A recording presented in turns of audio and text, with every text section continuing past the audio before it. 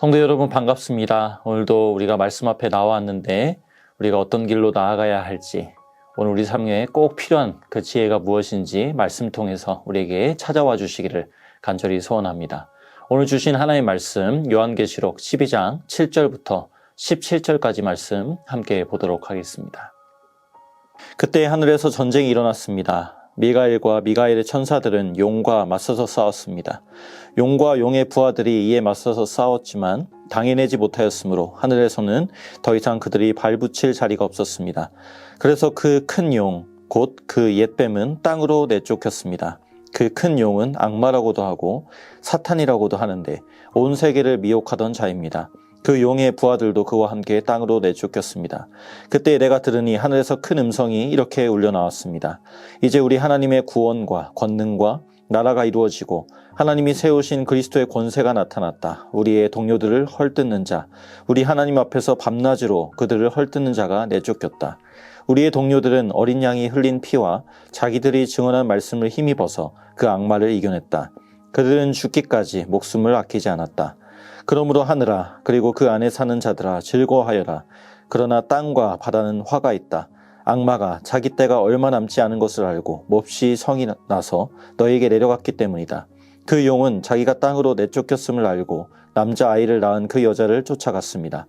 그러나 그 여자는 큰 독수리의 두 날개를 받아가지고 광야에 있는 자기 은신처로 날아가서 거기에서 뱀을 피해서 한 때와 두 때와 반 때 동안 부양을 받았습니다. 그 뱀은 그 여자의 등 뒤에다가 입에서 물을 강물과 같이 토해내서 강물로 그 여자를 휩쓸어 버리려고 하였습니다.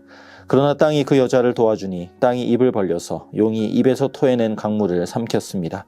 그래서 그 용은 그 여자에게 노해서 그 여자의 남아있는 자손, 곧 하나님의 계명을 지키며 예수의 증언을 간직하고 있는 사람들과 싸우려고 떠나갔습니다. 아멘. 오늘 요한계시록 12장 전반적으로 살펴보면서 은혜를 나누고자 합니다. 12장 말씀은 하늘에 큰 표징이 나타났다는 말과 함께 시작이 됩니다. 여기 표징이라는 말은 어떤 대단한 사건이나 기적을 의미하는 것이 아니라 말 그대로 사인입니다. 우리가 걸어가거나 운전을 할 때 길을 잃지 않으려면 표지판을 항상 예의주시해야 하겠죠. 요즘 기술이 아무리 발전한다고 해도 표지판은 여전히 우리에게 필요하지 않습니까? 내비게이션이 말을 안 들을 때도 있고요. 폰이 먹통이 될 때도 있습니다. 그럴 때 여전히 우리에게 길잡이가 되는 것은 표지판이에요. 잘못 갔더라도 또다시 우리는 표지판을 통해 갈 길을 갈 수 있게 됩니다. 요한은 지금 하나님께서 열어 보여주시는 하늘의 표지판을 보기 시작합니다. 이 깜깜하고 어두운 시대의 상황 속에서 무엇보다 이 종말의 때에 정말 우리를 인도해 주시고 바라보게 하시고 우리가 붙잡아야 되는 것을 오늘 우리가 보기를 원합니다. 1절에 보니까 해를 둘러 걸친 한 여자, 달, 12별이 박힌 면류관이 등장합니다. 이 당시 유대인들은 해, 달, 별을 말할 때 자손을 생각했습니다. 하나님이 자손을 재약속하시면서도 아브라함에게 하늘의 별을 보여주시지 않습니까? 2절에 보니까 이 자손과 연관된 여자가 아이를 잉태하고 해산의 고통스러운 과정을 겪고 있다고 말합니다. 5절에는 결국 아들을 낳았는데 그 아들이 새 지팡이로 만국을 다스릴 분이라고 말씀하고 있습니다. 이 아들은 하늘에서 뚝 떨어진 사람이 아닙니다. 한 여인의 몸을 통해 탄생하신 구원자, 바로 예수 그리스도를 가리킵니다. 결국 하늘이 보여주는 표지판의 내용이 무엇인가? 우리의 길이 되시고 틀어졌다가도 다시 돌아가야 할 그 최종 목적지, 바로 예수님이심을 보여주시는 겁니다. 제가 하루는 어떤 인생의 다음 스텝을 놓고 굉장히 고민하고 기도하던 때가 있었습니다. 하나님, A입니까? B입니까? 아니면 제가 아직 생각지도 못한 C입니까? 그렇게 꽤 오랜 시간 번뇌하고 있을 때 이 말씀을 새로 보게 하셨습니다. 요한복음 14장 6절에 주님 말씀하시죠. 내가 곧 길이요. 정말 익숙한 말씀 아닙니까? 근데 그때 저는 망치로 맞은 듯한 정말 충격으로 이 말씀이 새롭게 다가왔습니다. 지금까지 나는 어디로 가야 할지 그 길을 알려달라고 계속 구했는데 이미 나는 길을 알고 있었구나. 저는 그날 이후로 능동형이 아니라 주님께서 말씀하시는 길, 수동형으로 살기로 결정을 했었습니다. 주님이 나의 길을 인도하시도록 내게 미래는 없는 사람인 것처럼 그저 하루하루를 살고 그 하루하루의 걸음이 대책 없는 걸음이 아니라 그 누구보다 확실한 걸음, 목적지를 알고 사는 인생으로 살게 하시는 그 귀한 전환점이 되었던 것을 기억합니다. 성도 여러분, 우리는 불확실한 미래로 걸어가지 않습니다. 확실한 길을 걸어가고 있다는 이 믿음 안에서 오늘도 한 걸음 한 걸음 살아갈 수 있게 되기를 간절히 바랍니다. 자, 그렇다면 이 여자는 누구인가? 우리의 길 되신 주님을 머리로 하고 그의 지체가 된 교회를 상징합니다. 이 여자 주변에 표현된 해, 달, 별은 몸된 교회를 통해 태어날 하나님의 자녀들을 가리킵니다.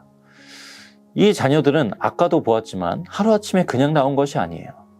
한 하나님의 자녀, 한 교회가 태어나고 세워지기까지는 누군가 대신 아파하고 애쓰며 부르짖는 해산의 고통 가운데 그 자녀가 태어난다는 거예요. 무엇보다 우리 주님이 십자가의 고통, 죽음의 고통까지 감당하셨습니다. 바울 역시 갈라디아서 4장 19절에 사랑하는 성도들을 향해 말합니다. 나의 자녀 여러분, 나는 여러분 속에 그리스도의 형상이 이루어지기까지 다시 해산의 고통을 겪습니다. 여러분, 주님을 알지 못하던 한 사람이 하나님의 자녀가 되고 그 자녀가 강건한 교회로 세워지기까지 해산의 고통이 수반됩니다. 우리 주변에 믿지 않는 가족들, 또 내 사랑하는 이웃들, 내 사랑하는 자녀들이 세워지는데 지금도 얼마나 많은 기도와 눈물과 인내를 뿌리고 계십니까? 때로는 그 과정 속에 상처도 받습니다. 안 되는 건가? 이런 포기의 임계점을 몇 번이나 왔다 갔다 하는지 모릅니다. 이 모든 시간들이 무의미하게 다가올 때도 있어요. 하지만 오늘 말씀을 통해 다시 그 길을 걷는 힘과 은혜를 여러분 가운데 주시길 원합니다. 그 모든 눈물과 수고가 하나님의 은혜의 통로가 될 것을 믿고 소망합니다. 자, 6절에도 보시면 이 교회로 상징되는 여자가 광야로 이끌립니다. 그리고 그곳에서 1260일 동안 양육된다, 준비된다고 말씀하죠.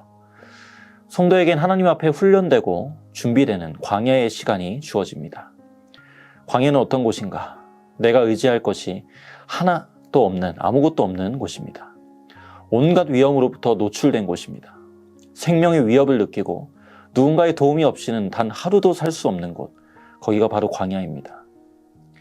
성도는 하나님이 내 전부가 되기까지 양육되고 훈련되는 시간이 필요합니다.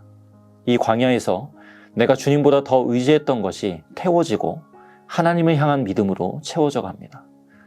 특별히 마지막 때의 주의 교회가 또 성도들이 직면하게 될 광야의 제목이 소개됩니다. 바로 사탄의 도전입니다.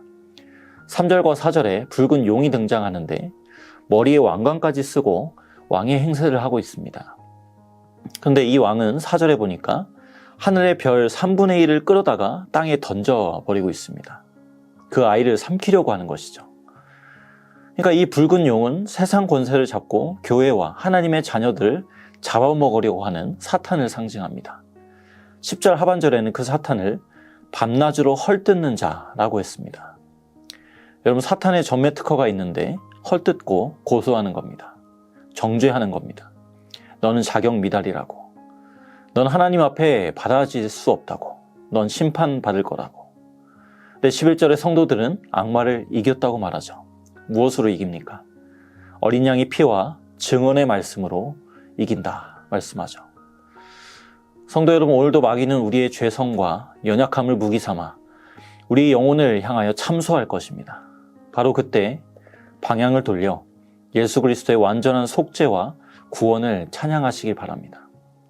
오늘도 본문 말씀을 통해 확인해야 하는 사실이 있다면 나를 사랑하시는 하나님의 뜨거운 사랑입니다. 고난받고 핍박받고 있는 이 요한계시록을 받고 있는 당시의 성도들, 그리고 내적으로는 끊임없이 도전하고 있는 그 사탄의 도전 속에서 하나님이 전하시는 메시지는 이거예요. 어린 양의 피값이 너희를 위해 지불되었다. 너희를 위한 강력한 대언자가 있다. 원수의 말도 안 되는 헛된 말들에 현혹되지 말고 사랑한다. 내가 너를 구속하였다. 하고 하는 그 나의 말, 주님의 말씀을 따르라 말씀하세요. 마지막 14절에 보시면 그 여자가 큰 독수리의 두 날개를 받아 광야 자기 곳으로 날아가서 거기서 뱀의 낯을 피하여 한 떼와 두 떼와 반 떼를 양육받는다고 되어 있죠. 상상해 보십시오. 큰 독수리의 두 날개로 교회를 바치고 날아간다고 합니다. 여러분, 보이지 않지만 성도들은 혼자 걷고 있지 않습니다. 마치 추락하는 그런 상황 속에서도 아기 독수리를 받아 활공하는 그 어미 독수리와 같이 성도들 늘 바치고 있는 하나님의 힘찬 날개가 있습니다. 이 땅의 교회가 또 하나님의 자녀된 우리가 삶을 살아가면서 힘을 잃는 것 같이 보여도 역사가 증언하고 주의 약속이 증언하는 것은 교회는 결코 무너지지 않는다는 거예요. 하나님은 교회를 통해 지금도 역사를 써내려가고 계시고 교회를 통해 하나님의 일을 해 가십니다. 성도 여러분, 오늘도 이 하늘의 사인을 바라보실 수 있길 바랍니다. 우리의 길은 예수님이십니다. 주님께서 교회를 떠받치고 하나님이 계획하신 그 목적지까지 나아가고 계십니다. 그 어떤 도전도 우리를 향하신 그리스도의 사랑에서 끊을 수 없습니다. 이 놀라운 은혜와 복음 안에서 오늘도 평안하시고 주님과 동행하시기를 간절히 소원합니다. 함께 기도하겠습니다. 하나님 아버지, 감사합니다. 오늘도 하나님의 그 너른 품으로 안아주시고 그 사랑으로 우리 가운데 늘 말씀하고 계시며 지금도 늘 추락할 수밖에 없는 우리 연약한 인생들을 주님께서 불쌍히 여기셔서 하나님의 그 크신 두 날개로 받아 하나님의 그 뜻을 향하여 지금도 운행하고 계시는 그 하나님의 은혜를 찬양합니다. 하나님, 우리가 길 대신 주님을 따라서 한 걸음 한 걸음 걸어갈 수 있도록 도와주시고 지금도 우리를 향하여 유혹하고 또 도전하는 그 모든 어둠의 세력들을 그리스도의 복음 안에서 잘 이겨나가며 주님 안에서 평안을 누리며 오늘도 하나님의 뜻 가운데 나아갈 수 있는 우리 모든 성도님들 될 수 있도록 은혜를 베풀어 주시옵소서. 감사드리며 예수님의 이름으로 기도드립니다. 아멘.